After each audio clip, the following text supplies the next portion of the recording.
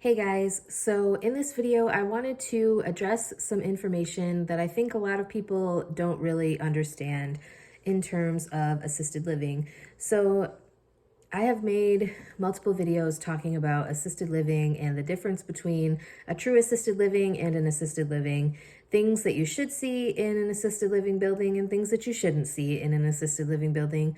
For example, like assisted living that has residents that use Hoyer lifts, because that's not assisted living. Um,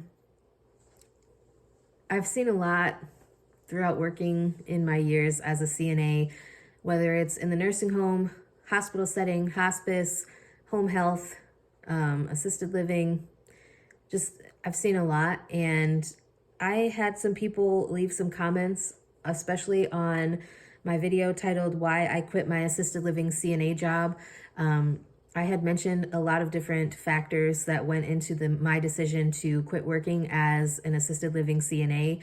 At the time, I was dealing with some bullying issues at that facility. I was also dealing with the fact that it was an assisted living, but it was not a true assisted living. Like I said, we had people who needed sit to stands, we had people who needed Hoyer lifts, we had people that were unsafe to transfer even with two people. Like there were a few residents that required at least four of us to transfer someone because their family didn't want to allow them to be moved into a nursing home. And so I wanted to share these people's comments with you and kind of talk about some of the things that need to change within the assisted living setting. Okay, so this person says, I left nursing homes and assisted living as a nurse. Assisted living is a scam. They keep residents around that should be in a higher level of care. They have minimal CNAs to cover all these residents. It's so stressful. Then they live in a hotel-like environment and treat medical staff like concierge service workers. The building is always so big, trying to do a med pass is ridiculous. I can definitely agree with a lot of that. Working as a CNA, I did not and was not associated with the med pass, but I can tell you I have worked in 3 different buildings with assisted living.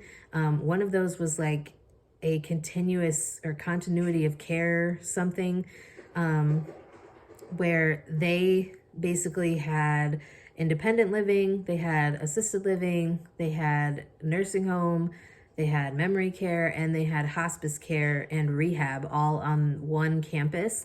And that was a huge facility.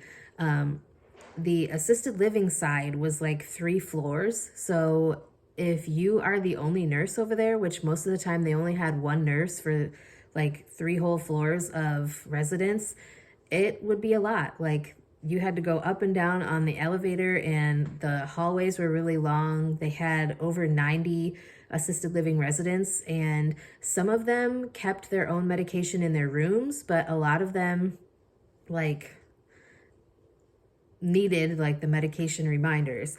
So I can definitely empathize with the fact that a lot of these buildings are huge and they are kind of built like a hotel.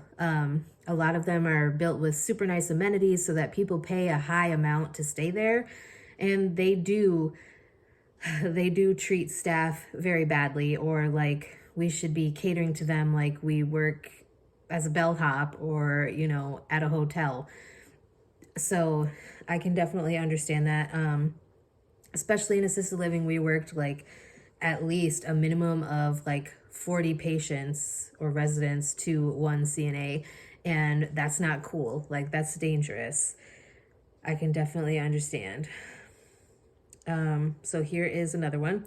I also left the assisted living after a month. Either they were putting me in the memory care with 13 residents and just 2 aides, or in the assisted living, which is like 70 residents and just us 2 aides. I personally don't mind working in memory care. I will say that working in memory care is a lot more difficult than assisted living, and I kind of don't necessarily understand why they have memory care with us like assisted livings. Although at one of the assisted livings I worked at that did have memory care attached to the back part, it was supposed to be more like an assisted living level of memory care, where like if they got to a certain point where they needed more care than just, you know, assistance with transferring or assistance with like changing their brief or getting dressed or showering, something like that. Like if they needed a higher level of care, they were supposed to be moved out and they weren't. Like we had people that needed sit to stands and Hoyers back there, people that needed to be fed, people that were bedbound, people that were in jerry chairs, and that's not what you're supposed to be seeing at an assisted living. I personally, like I said, I don't mind working in memory care. I actually have a huge passion for dementia and Alzheimer's patients. But like I said, I feel like you need to be safe. And if somebody needs to be moved to a nursing home, like they need to be moved to a nursing home, sadly. I will say that if it's a situation like where my mother, like what my mother did with my grandmother, she actually would come in, she would help them, she would feed my grandmother, everything. So my grandmother got to stay at an assisted living. She did not get to the point where she needed a Hoyer or a sit to stand or anything like that. She got very skinny because she refused to eat certain things, and she got very skinny, and my mother would transfer her herself. Even though like sometimes the CNAs at assisted living would have to shower her or whatever, my mother was always there to help. My mother wanted to learn how to take care of my grandmother. And so I think like if you have family that's willing to be involved consistently, maybe take that into consideration. But if it becomes dangerous to your staff, then you really need to think about moving them to a higher level of care, because it's not right for either the resident or the staff to get hurt. Because if you have not the right level of care being provided, like if you need somebody needs to have more than 2 people transfer them, they need to get moved to a different facility if you're at an assisted living. Okay, and this one is the longest, but this is the last one. So this is something to take into consideration. I quit an assisted living facility that had such residents.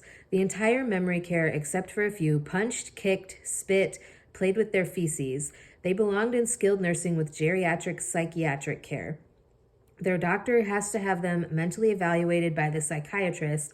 There are medications that can calm them down. I don't believe that it's mentally restraining somebody. That's such BS. It's protecting everybody around them. Getting scratched in the face by a resident who has feces on their fingernails is very dangerous to a caregiver's health. The blame is their delusional power of attorney who thinks that memory care is going to improve, and the facility for expecting them. Family never witnesses them covered in poop, chasing an aide around the room throwing things. If it takes 3 people to change one resident, they need skilled care. Someone who's 6'5" and male with extreme combative dementia, how is a female aide going to deal with him without having bones broken and being on workman's comp? Redirecting doesn't work in every situation, but choosing where to work does. I do agree with you. I will say, though, that working in Indiana, at least, I don't know how it is in Michigan, but working in Indiana, they did consider like using certain medications to be considered a chemical restraint, which I don't necessarily agree with. I think it's not only safer to use like some sort of a PRN medication like Ativan or I can't remember what the other one was that we constantly used in the nursing home.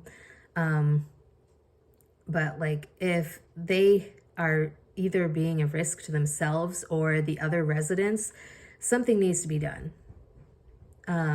Obviously, like I had been out on workman's comp injury a couple of times working in memory care, my first ever memory care job, because I had a resident grab my wrist one time and like I was trying to put her call light through the bed rail before they took all the bed rails away. I was trying to put her call light through the bed rail so it would stay there and not get lost, so she could call if she needed help. And she grabbed my arm and like slammed it down on the bar super hard. And I thought I broke my wrist because like this part of my wrist hit like right on that bar, and it hurt so bad.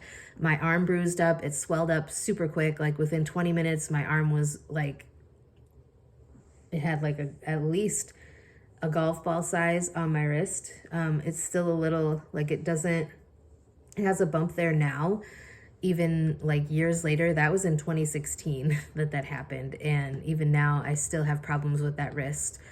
I definitely think that memory care is a beast in and of itself. I will tell you that.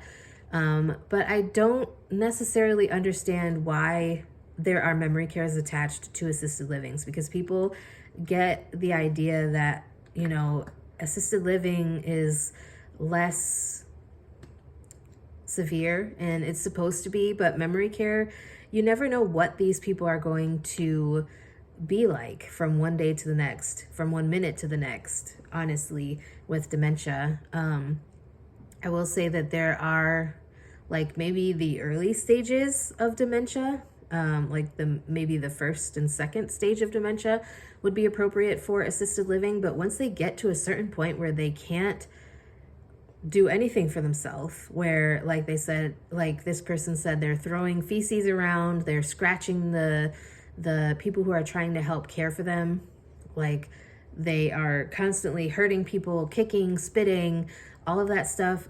I feel like that does need psych evaluation. It does need some help, because you're going to have people, and this is why a lot of CNAs don't want to stay in the field as it is, because there's no support. It's dangerous to go to work. And I think people just assume, oh, you wipe butts all day. No, like you can get very seriously hurt. I've seen people get kicked in the face by like big men. Like I'm talking about, there was this little Russian lady that I worked with. She was agency at one of the nursing homes that I worked at. And she came in every once in a while on agency, and there was a guy, I think he had like alcoholic dementia or something like that. He had some form of dementia. She got kicked right in the face by this guy, and he was like solid, and she never came back after that. I left shortly after because that facility had an outbreak of bed bugs and I didn't want to deal with it, and I left. That wasn't the only reason, but that kind of made the decision a lot easier for me. But I think that people definitely need to take into consideration some of the things that we encounter as healthcare workers. And it's not easy whatsoever. Like even without people kicking and hitting and screaming and throwing feces at you, it's not easy whatsoever. And that's not even just memory care, that's healthcare in general. People feel like they can take their anger and frustrations out on us and hurt us in the process, and that it's just okay to do so because we're just healthcare workers. And that's totally untrue and totally not fair, because we go out of our way to try to make people feel better and try to provide them with the proper quality care that they deserve. And that's what we get in return. So anyways, if you have worked at an assisted living, tell me some of the things that you've seen that should not happen in assisted livings. Tell me your experiences. I'd love to hear them. I'm sorry if you are someone who has gone through any of the things that I have talked about in this video, but I thought that it needed to be shared because, like I said, I think a lot of people underestimate some of the abuse that we actually have to deal with day in and day out working as healthcare workers, whether that's in the hospital setting, home health, hospice, nursing home, assisted living, memory care, whatever the case may be. So I'm sorry that this video got a little bit longer than I wanted it to. But like I said, I feel like this information needs to be put out there so that people are aware of what exactly we go through. So with that being said, that's all I have for today. If you guys have any questions, comments, concerns, suggestions, topics you'd like me to discuss on a future video, please be sure to let me know. I'd be glad to get something filmed for you. And with that being said, I will talk to you guys in my next video.